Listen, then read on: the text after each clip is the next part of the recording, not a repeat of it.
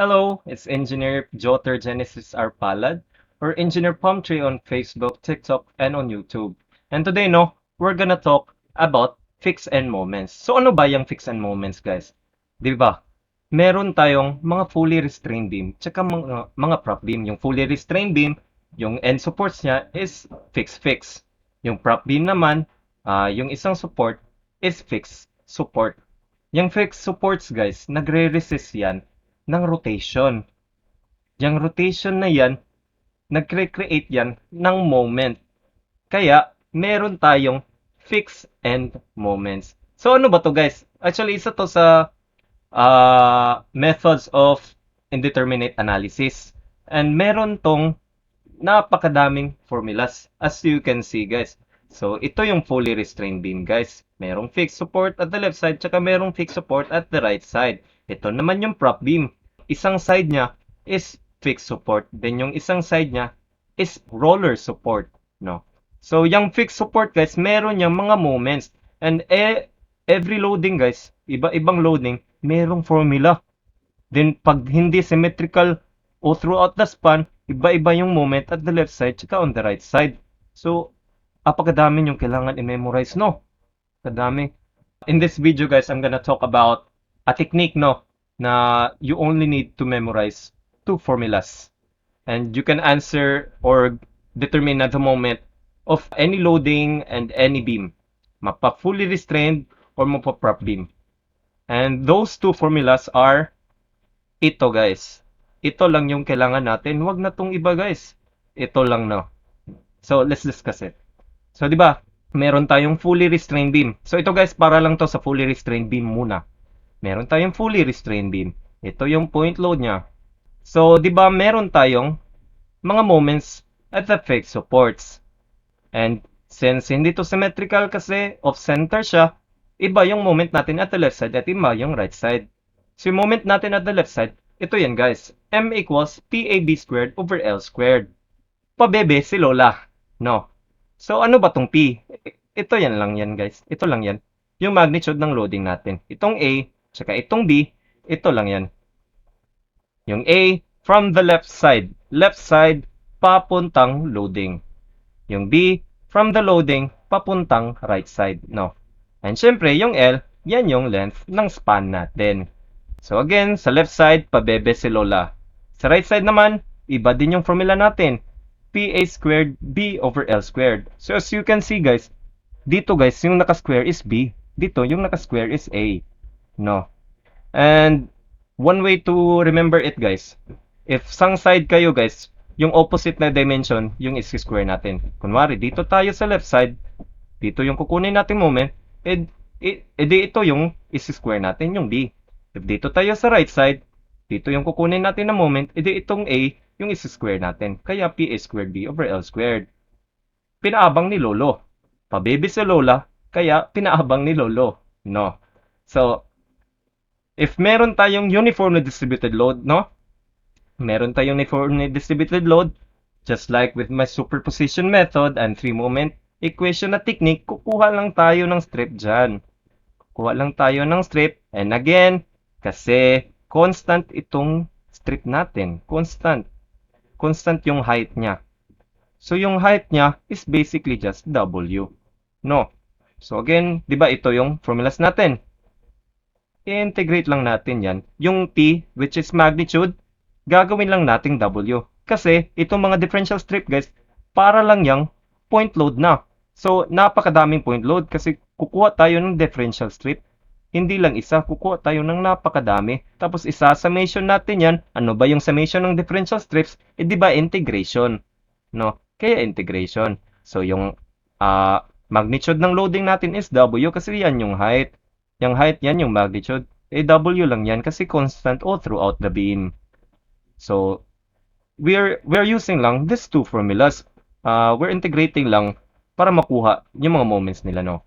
So dito naman guys, for linear loading guys. Again, as you can see, no? Pagkukuha tayo ng strip dyan, and pagkukuha tayo ng strip dito, iba-iba yung heights niya. Iba na yung heights niya. So, hindi na natin pwedeng sabihin na yung magnitude niya is W lang. No. Kasi at any point guys, at any point of the beam, iba-iba yung height niya. If dito tayo at x equals 0, yung height niya is W. If dito tayo at x equals L, or yung whole length niya, yung height natin is 0. Dito W, dito 0. No? So yung gagawin natin guys, in terms natin to, of x, gagawin natin yung equation. So paano ba yan gagawing equation? E di ba linear lang to? Linear to. So pwede natin gamitin yung linear formula, which is y equals mx plus b. Ito yung slope, ito yung y-intercept. And sa calculator guys, makikita natin yan sa mode 3.2. Yung makukuha nating equation dyan sa mode 3.2 actually is y equals a plus bx. No? Para lang hindi na tayo magre-ratio, no? Matrix na dito. Okay? So, by using, again, the two formulas that I said, mag-integrate lang tayo, guys. Kasi again, hindi lang yung dalawa yung kukunin itong strip, guys. Kukunin natin napakadaming strip. Kukunin natin napakadaming strip para makuha itong total area na to. No? So, since madami tayong strip or para tayong napakadaming point load, isa-summation natin yan. And again, yung summation ng differential strip is integration. Okay? Kaya, yung P, magiging A plus BX lang yan. Magiging A plus BX. Then, mag-integration tayo. So, ano ba yung A and B? Ano ba yung A and B, guys? Diba strip na to? No? Additional principles natin, guys. Same lang sa 3-moment equation. Yung A is X, yung B equals L minus X. So, let's say, ito, yung differential strip of consideration natin. Diba, guys? If meron tayong y-axis dito, tsaka meron tayong x dito. Yan yung reference axis na natin. Para ng x-axis yung beam.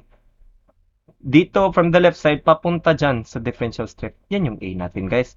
Ano ba yung distance niya? Diba x lang yan?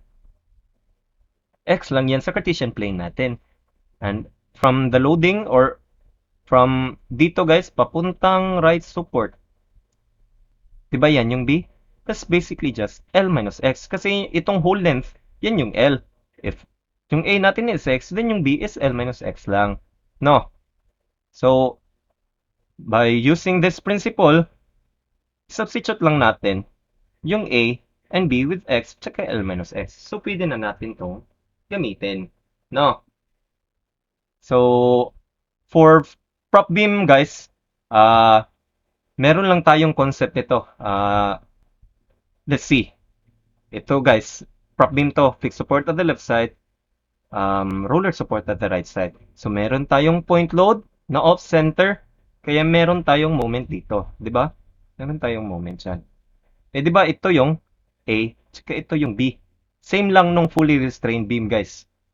So yung mangyayari, guys, meron tayong concept na dapat malaman. Okay?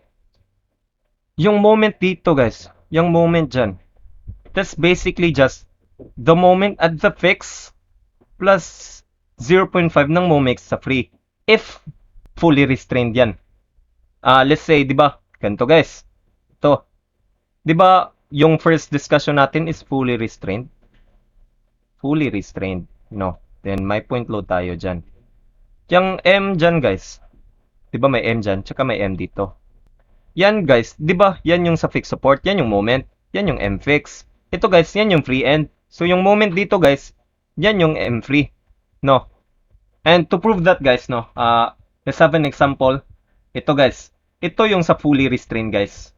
Na triangular load, WL squared over 20 sa left side, WL squared over 30 sa right side. Ito naman siya guys, pag prop, WL squared over 50 na yung formula niya.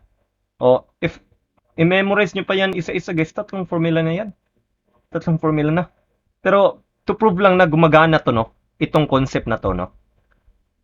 Yung moment natin, ano ba tong sa fixed end? Diba ito yan? WL squared over 20 plus 0.5 ng moment sa free end. Ano ba yung sa free end? If fully restrained siya, diba WL squared over 30?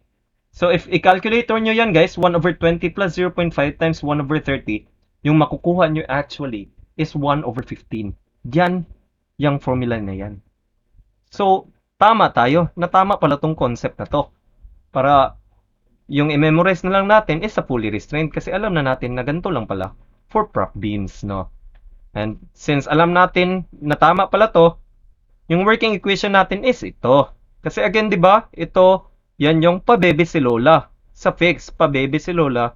Sa free naman, yung right side, kaya pinaabang ni Lolo. So, PAB squared over L squared plus 0.5 times PA squared B over L squared. Yan yung working equation natin. Now, so for our first problem, no, the fully restrained beam shown is subjected to the following forces. Determine the moments at A and B. So, ito yung second problem ko, guys, nung 3-moment equation na video ko. And as you can remember, if you have seen it, super tedious ng solution niya. Super tedious. Dito, guys, with the fixed and moments, promise, is madali lang talaga. Madali lang. So, una, guys, di ba alam natin, guys, na wala tayong formula for moment. Di natin alam. So, yung gagawin natin, guys, let's say na couple moment yan. And again, ano ba yung couple moment?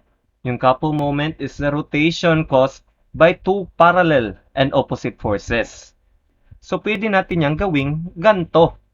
Dalawang parallel forces na opposite, no? So, di ba ito yung moment circle, moment center. Tapos yung moment natin is counterclockwise. As you can see, guys, from the moment center, di ba counterclockwise?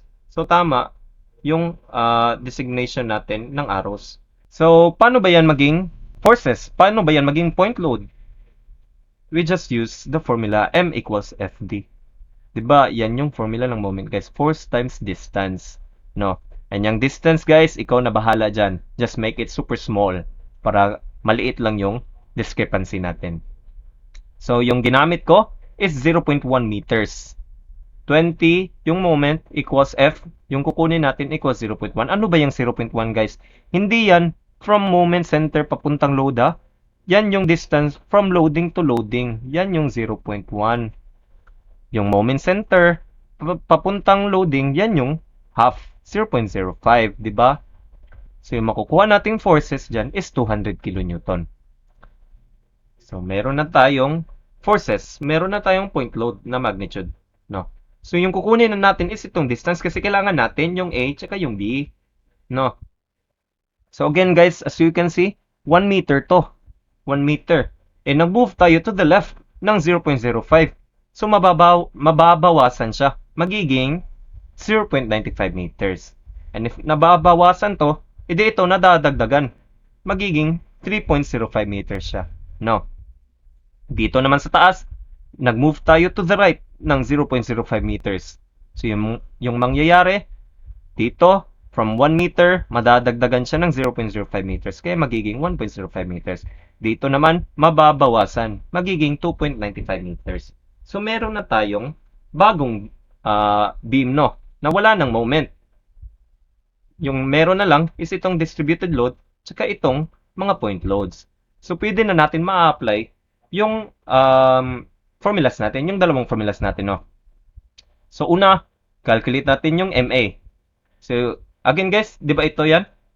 From sa left side, yung MA, pabebe si Lola. Sa left side, pabebe si Lola. So, substitute lang natin. Una, titingnan natin to, guys. Ito, guys, titingnan natin.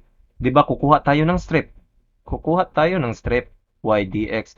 Kaya, magiging integration na yan. And, again, pag uniformly distributed, yung height ng strip is constant all throughout. So, yung height natin, pwede lang natin gawin yung magnitude ng uniformly distributed. Kaya, 15 yung magnitude natin, or yung P. Then again, yung A, X yan, guys. Yung B, L minus X. Eh, di ba 8 meter long to? Kaya 8 minus X squared over 2. Then yung lower and upper limit natin is from X equals 0 hanggang X equals 4 lang. Kasi dyan lang yung uniformly distributed loading. No? So, plus tayo. Plus kasi downward to. Downward. So, same effect sila sa moment ng uniformly distributed load. So, 200 yung magnitude natin. Yung A natin, guys, is from the left side papuntang loading. Di ba yan ay 4 plus 0.95. So, magiging 4.95 yung A natin. Yung B naman, from the loading papuntang right support. So, that's 3.05 meters, no? Square natin yan over A squared kasi B squared yan over L squared. Then minus na tayo. Kasi upward na to. Iba na yung effect niya sa moment. So minus na tayo. So, yung magnitude is still 200. Yung A natin, yung A, 4 meters plus 1.05 meters. From the left support papuntang loading, that's 5.05. And yung B naman natin, from the loading papuntang right support, that's 2.95. 2.95 dapat yan guys, 2.95. No. Ang makukuha nating moment dyan guys, if we calculate that, is 61.56 kilonewton meter. No. So, if you seen the 3-moment equation na video, pareho lang ng sagot actually ng MA. No. So, next, calculate natin yung MB. Una, let's remember the formula, no? Hindi dapat to yung formula. Dapat PA squared B over L squared. Pinaabang ni Lolo. Dito kasi pabebe si Lola. Dito, dapat pinaabang na ni Lolo. No. So, if you substitute, guys, as you can see, guys, is the same, ano lang, same na mga values. Yung lumipat lang is itong square. Kasi 'di ba, PAB square dito, dito is PA squared B. So dito, yung x, yung mas square natin. Yan yung A kasi. Dito naman, yung 4.95 na yung mas square kasi yan yung A. Dito, yung 3.05 yung mas square kasi yan yung B. 'Di ba? So dito, yung 5.05 na yung mas square kasi yan yung A. Dito naman is yung 2.95. 2.95 yan. 2.95. Okay? So, if we calculate that, guys, makukuha nating value ng MB is 23.44. For our next example, no, as you can see, prop beam na to, guys. Prop beam. And actually, this was given to me by a member of my Discord channel. And yung binigay kong solution sa kanya is superposition. No, superposition. So, mas maikli actually yung solution nito using superposition. Pero in this discussion, of course, I'm gonna discuss how to answer it using fixed end moments. So let me read the problem. The prop beam shown is subjected to a 4 meter, 5 kilonewton per meter uniformly distributed load and a 5 meter, 7 kilonewton per meter triangular load. If the total length of the beam is 11 meters, determine the moment at A. 11 meters yung total length niya, guys. So if 4 meters to and 5 meters to, di ba, itong distance na to is 2 meters, no? That's 2 meters. And remember itong concept, prop beam na kasi to, guys. So remember this concept, M fixed plus 0.5 M free. And ito yung working equation natin. Pabebe si Lola plus 0.5 pinaabang ni Lolo. No? So, let's calculate muna the moment due to uniformly distributed load. And actually, guys, you can apply this right away, no? Na hindi nyo na i-break down taga-isa. Pero for the sake of discussion, I'm gonna break it down isa-isa. So, una, yung titingnan lang natin is itong uniformly distributed load. Di ba alam natin, again, na ito yung working equation natin, di ba? And if we substitute, guys, tingnan muna natin dito, ha? Tingnan natin dito. Integration ulit kasi kukuha tayo ng strip. Kukuha tayo ng strip dyan. So, una, pabebe si Lola. So, integration natin, yung magnitude natin is 5. Magnitude is 5 kasi constant yung height ng differential strips natin all throughout its span. No? Yung A natin, that's X. And yung B natin, that's L minus X. Diba? Yung total length nito, guys, is 11. So, yung B natin is 11 minus X squared over 11 squared. Plus 0.5, yung moment natin at the free end is PA squared B over L squared. So, same values lang, guys. Yung nag-iba lang is naging square na itong A. Kasi yan na yung square natin. Yung 11 minus X, hindi na squared. So, 5X squared times 11 minus X over 11 squared from 0 to 4, no? And if we calculate that, guys, yung makukuha natin is 26.777 kilonewton meter. Yan yung makukuha natin moment due to the uniformly distributed load. So next, let's calculate the moment due to the triangular load na naman. So, una, i-plot natin yan sa mode 3 to. Kasi, di ba, yung nakukuha nating differential strip height is iba-iba at any point of the beam. And dito, guys, di ba, yan ay x equals 6. Kasi 4 meters tong span na to, then 2 meters itong walang loading. So that's 6 meters. And dito naman, that's x equals 11, di ba? So, pag input natin sa mode 3.2 guys, yung first x natin is 6. Tapos yung magnitude niya, or yung height, y equals 0. And yung next naman, yung x natin is 11. Dito, sagad sa end. Then yung height niya is 7, yung magnitude. And click AC, punta kayo sa apps 8.1, store nyo sa A, tsaka punta kayo sa apps 8.2, store nyo sa B, para makukuha na natin yung equation na y equals a plus bx. So, in terms of x na yung y natin. So, pwede na natin gamitin itong integration. So, again, ito yung working equation natin, guys. And if we substitute, tingnan muna natin to. Yung p natin, sabi ko, in terms of x na yan. Kaya a plus bx na yan. And yung a, again, that's just x. And yung b, that's just 11 minus x squared over 11 squared. Pagdating dito, 0.5 times the moment at the free end. So, magiging a plus bx times x squared times 11 minus x over 11 squared. Dito, yung b yung naka-square. Dito, yung a yung naka-square. Pabebe si Lola, kaya pinaabang ni Lolo. And if we calculate that, guys, sa calculator, yung makukuha natin is 13.679 kilonewton meter. No? And to get the total moment sa A, guys, kasi yung total moment dyan is the moment caused by these two loadings. So, kailangan natin i-add yan. So, if we add all moments, 777 actually, plus 13.679, yung makukuha nating MA is 40.456 kilonewton meter. So, nakuha na natin using lang two formulas ng fixed end moments. 'Di ba? Kasi wala tong formula, guys. Wala tong formula using fixed end moment.